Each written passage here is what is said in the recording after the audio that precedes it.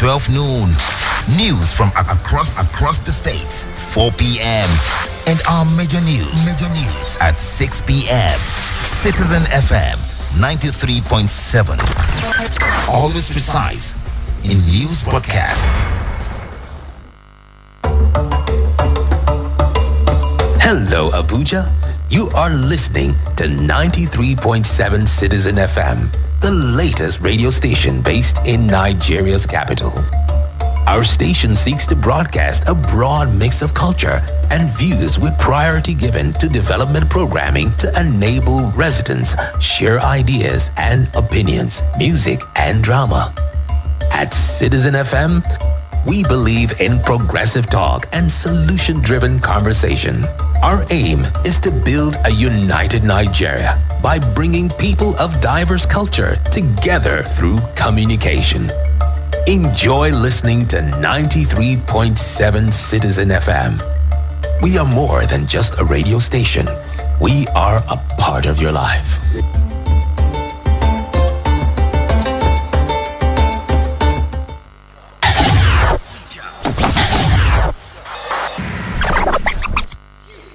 You are the voice of a generation. This radio 93.7 Citizen FM.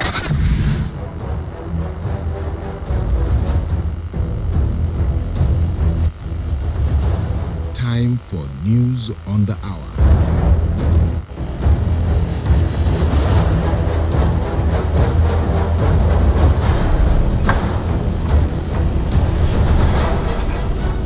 A warm welcome to the Citizen FM News at 6. I'm Lawrence Omoite.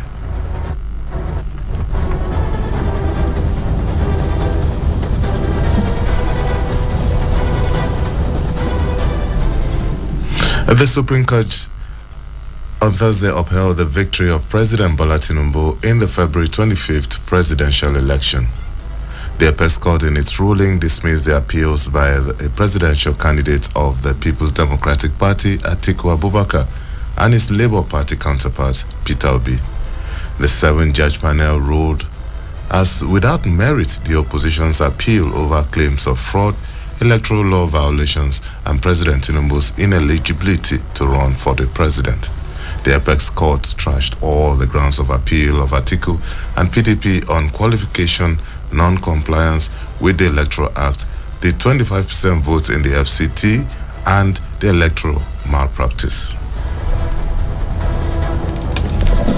On the whole, having resolved all the issues against the appellant, it is my view that there is no merit in this appeal, and it is hereby dismissed. The judgment of the court below, delivered on the 6th of September 2023, affirming the election of the second respondent as the duly elected President of the Federal Republic of Nigeria, is hereby affirmed. I shall make no order as to cost. The Apex Court also berated parties to the suit not to engage in media trial when a matter was still pending in court, saying such attitude serves no one any benefit. As judges, we are trained to be temperate in our use of words, and we shall continue to do so.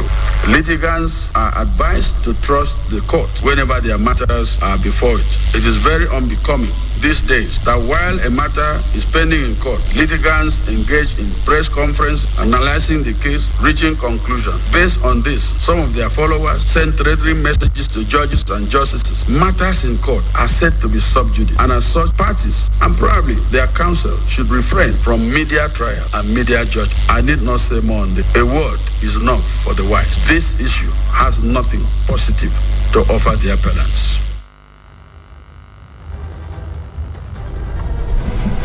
Expectedly, reactions have been trailing the judgments of the Supreme Court. President Bola Tinubu welcomed the Supreme Court's verdict, which upheld his victory at the presidential election. He also sought the buy-in of Nigerians, promising to exceed expectations in terms of service delivery in the remaining years of his administration. from day one to work hard, regardless of the court cases. Okay, and just strengthen my resolve to do more.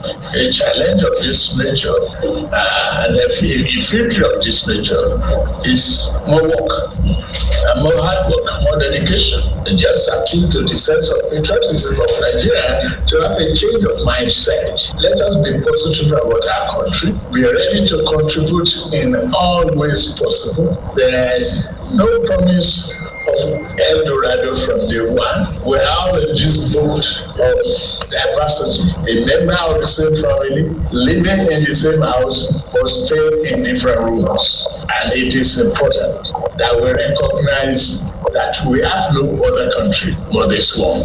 So we better be committed to it, not for the sake of our own self-aggrandizement, our commitment to the values, the creed of dedication, patriotism, and commitment to value of this country.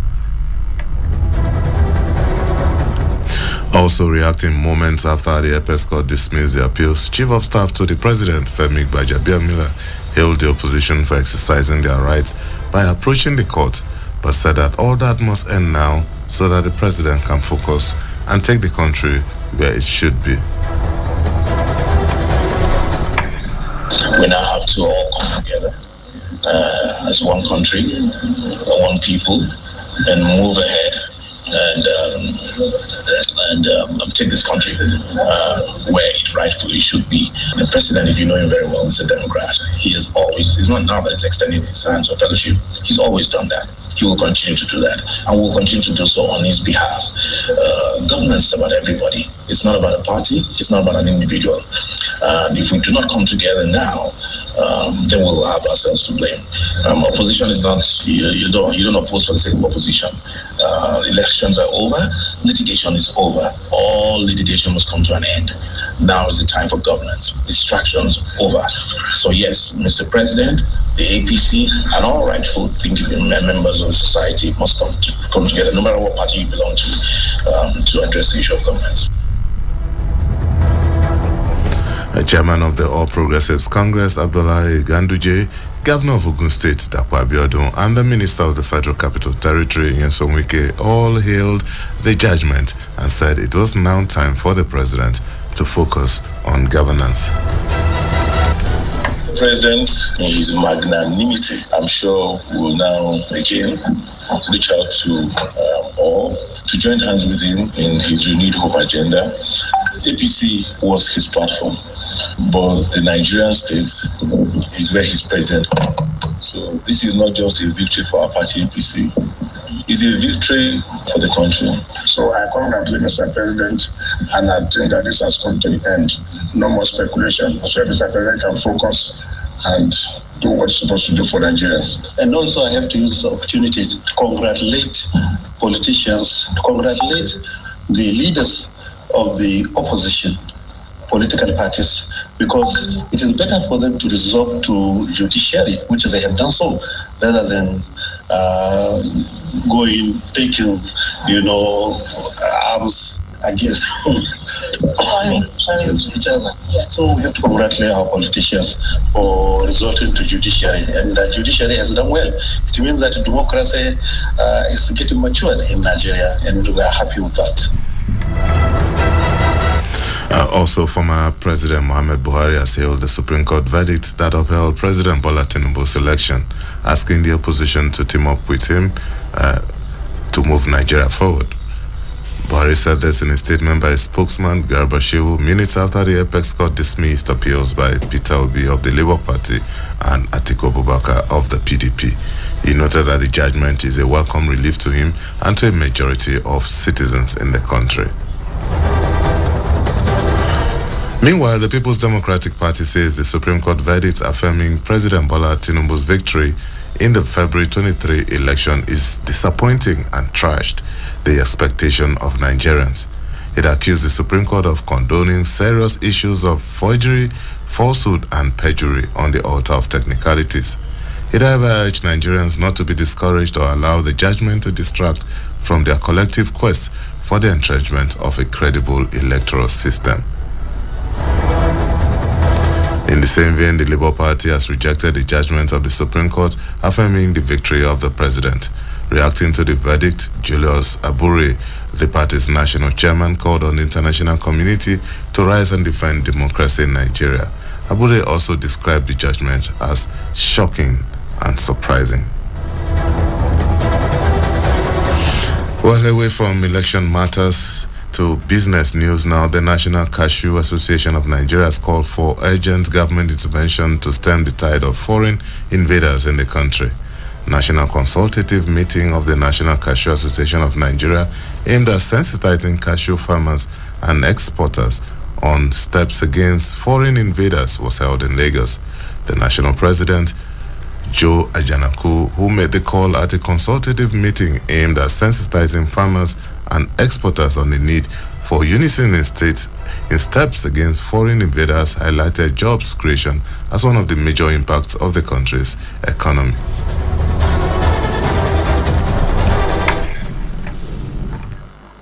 You have the bilateral agreement between the government and some other countries that are not very good.